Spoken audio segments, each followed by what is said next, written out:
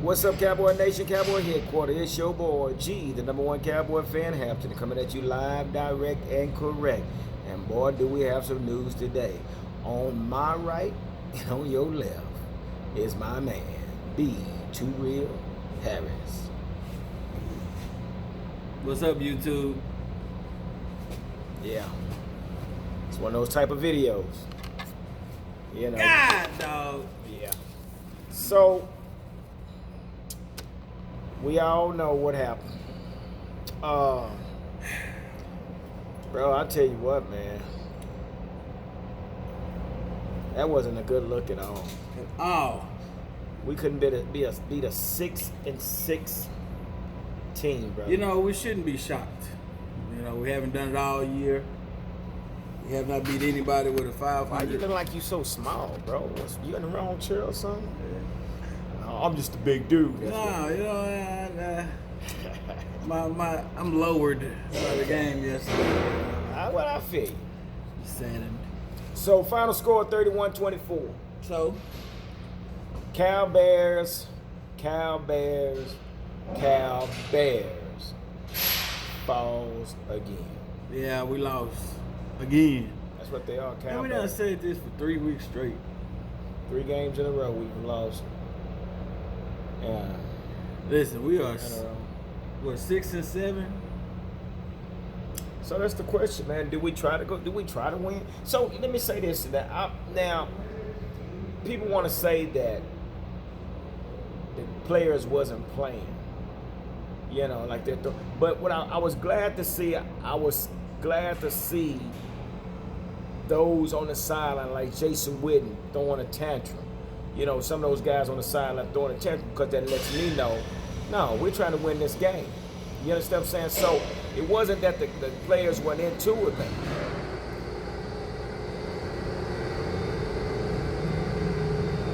Personally, I just think it boils back down to what we've always been saying, coaching, man. Coaching. Last night, I will not blame everything on the coaches. I won't do it. Now, Well, let's discuss that. Why? I mean, because the completions that Dak had was athletic moves on the receiver's parts. He didn't throw but one good pass, and that was to Amari Cooper for the touchdown. I mean, he threw a couple good passes. I ain't gonna say he didn't throw but one, but he only threw a couple. The other ones was behind him. It seemed like they didn't want to be there. It seemed like they didn't want to play. Well, see, that's what everybody keeps saying. The players didn't want to play. Man, them players. So number one, Dak is not this. He's not this top tier quarterback. We know that. He's athletic. No, he's not top tier. We know that. Listen, He's above average. he's top 10. Well, yeah, he's top 10, but he's not a Tom Brady. Tom Brady ain't Tom Brady. Well, he's not Tom Brady. He's not an Aaron Rodgers. He's not. The game hadn't slowed down enough. He hadn't been in the league long enough for the game to slow. Tom Brady and Aaron Rodgers, they don't even sweat when they out there on the field. Tom Brady is not the Tom Brady that wins Super Bowls. Okay? Not this year. This year's Tom Brady would not win the Super Bowl. See, okay, now we're talking about the latter end of Tom Brady. Yeah, but don't mention the Brady that won. We're talking about this season. Well, you can't talk about this season when there's so many great seasons behind Tom Brady. Same thing with Aaron Rodgers. Listen. But what I'm saying here with Dak, and we know people are saying that, because one thing about Dak, you have to put him in a good position. Now, first drive he went down, a person wouldn't have nothing bad to say about that because he went down the field and did what he actually had to do. Basically, because, you know why? Because it was a well-coached series. Okay? Now, think about after that series, what happened? We went downhill fast. Was it that? Was it all that? Or was it the play call? I noticed a few times that I saw on the screen that Dak's sitting back there looking for a man to get open. You can't throw the ball if somebody's not open. So it makes you wonder what plays is being called to where there's no receiver open. That will happen several times. Well, this is what I say to that. I say, if you have enough of your O-line participating to where you can stand back in the pocket and look for a receiver to get open and no one does, then you take the responsibility and use your legs. You're a mobile quarterback. Go make 2, 3, 4 yards, something. Don't just stand back there hoping somebody get open. That's not how moving the football works. Then on top of that, okay, if we don't have any, if you think it's a play calling issue, I just can't put it all on the coach. That's all I'm saying. Man. This game, I can't put it all on the coach. I put a lot of it on the coach. I put a lot of it on the players too, though. So okay, so let me ask you that. Okay, so I'm gonna jump all the way into the game, up past second quarter into third quarter, and you said it's not on the coaching, but what did we do when we got the ball back that on that first drive in the second half? We went straight panic mode. We threw 3 passes down and went 3 and out. And every series after that, we went 3 and out, just about until fourth quarter. Because you know why? Because your coach, your offensive coordinator, Kellen Moore, has no experience being in these type of situations. You're taking a backup quarterback, putting him in a situation in a big game to where he's never experienced. So how does he know what play to call?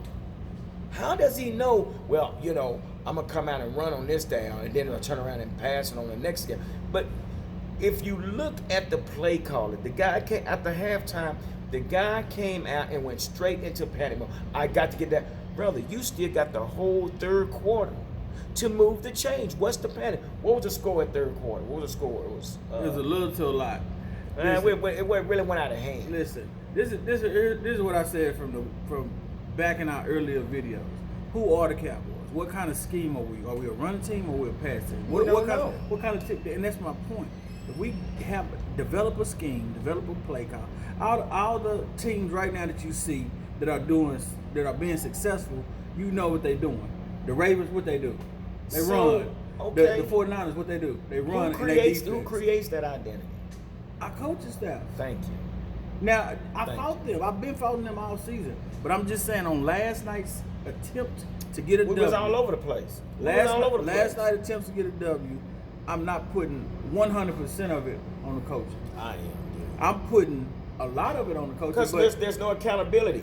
Once again, you put this sorry kicker back out here on the field, and he did exactly what we thought he was going to do. Yeah. Right there tell you there's no accountability with anybody. Before he kicked the ball, I said he's going to miss it. And he missed it. There's no accountability. Troy Aikman said this is a carbon copy. This is a carbon copy of Thanksgiving versus Buffalo. Going down doing a drive, and then Brett Maher coming down. Yeah, it was a carbon there. copy. But like you said, there's no identity. That front line that we had, and I'm going to tell you something. We have went from a powerhouse running game into a 4-wide Boise State spread offense. Yeah. And we went from being this pounded, which was up under Linehan. That's one thing. And people been asking, why haven't Zeke been getting the touches, or why has he been running? Because we're not running the same scheme. I'm not. He's getting 18, 20 touches a game. But if your blocking scheme is like what it used to be, you're not releasing men downfield. There was a time we used to hit linemen and put them on their back. Here's my thing. I'm all about do what works. Last night and the game before that, we've been seeing Zeke bust for 10, 15, 20 yards. Yeah. And last night he did his longest run of the season, 31-yard rush. Mm-hmm. Okay. So my thing is stick with those kind of plays. Quit trying to. And if you notice, none of those long runs are up the A gap. Okay. Do some read options. Do some sweeps. Okay, now there you go. You're saying that you're not going to blame the players, but where the plays coming from? From your coach. He's not putting them in good situations. And I keep telling you. Same thing with on the defensive side of the ball. Yeah. They have 6-man front, and we're pass rushing with 4. Yeah. And then we go both our DTs in the B gaps, and then your ends and the C gaps, guess what that does? Open up a lane. Guess what Trubisky did? Took right off. Yeah. It's because you come with a vanilla defense with this 4-man front, no cornerback blitz, no linebacker blitz, 4-man front. The man sits back there all day. Either he throws or he runs or he takes off running himself. So, dude, I understand what you're saying. We want, and then we say this. What happened to the tackling? What happened to the tackling? They can't tackle. Well, how in the hell y'all expect Xavier Woods to make all the tackles? It's no way in the world that your safety should make that many tackles. Did you see Cordero Patterson shake the whole defensive side of the ball? What do you mean? He had one flat play out in the flash. He caught it and juked everybody at their socks. Yeah, that's not supposed to happen. Well, that could happen any day. That was listen, Gary. There was 4 to 6 people that missed a tackle on one man. That's not supposed to happen. So Xavier Woods, yeah, okay. So, but D. Law and Robert Quinn and all you fellas is out here on our defensive side of the ball. We need y'all to wrap up. Sean Lee, what are you doing? Where you at? So, basically, your gripe is, I got a lot of gripes. Players are at fault. And basically, I feel 100% that it's all coaching on both sides of the ball. Special teams. I mean, what is going on with Cedric Wilson? Cedric Wilson, you got to run one ball out the end zone. You got to try to at least get us past the 20. So let me give y'all this real quick. One thing I learned. Oh, wow. One thing, way to go, B2 Real Harris. But one thing I learned about football, on the defense side of the ball, the number one rule is stop the play at the line of scrimmage. Yeah.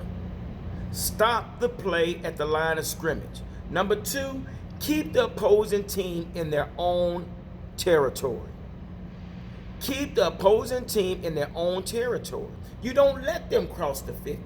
But what do? Because it's vanilla cover 2 defense that we running, and we sit back watching.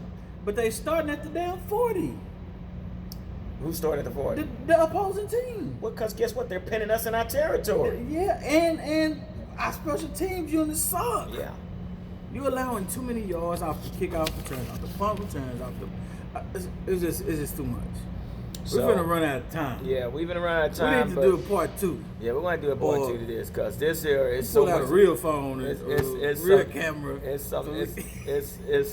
so much to talk about this. It really is. Oh my goodness. And I'm really wondering who's really coaching this team. Is Jason Garrett coaching this team or is it Jerry Jones? I've never seen any other owner that does interviews after the game like Jerry Jones. Why in the crap does he feel that he has to do these interviews? And then you know what he said? Let's do a few takes from Jerry. He said we got to win a football game. Basically, straight up, we got to win. He said he's not concerned about contentions.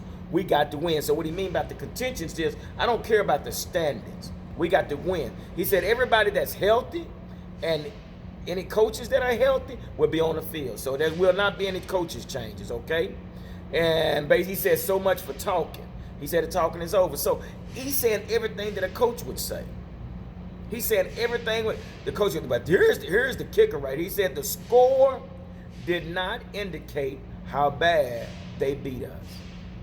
But this is your team, general manager, owner. Do something about it. Right. But you fail to do anything about it, so here we are. You got 2 roles, Jerry, but you only filling one of them. You filling the owner role, and you filling it very, very well. But the general manager role, you are failing tremendously.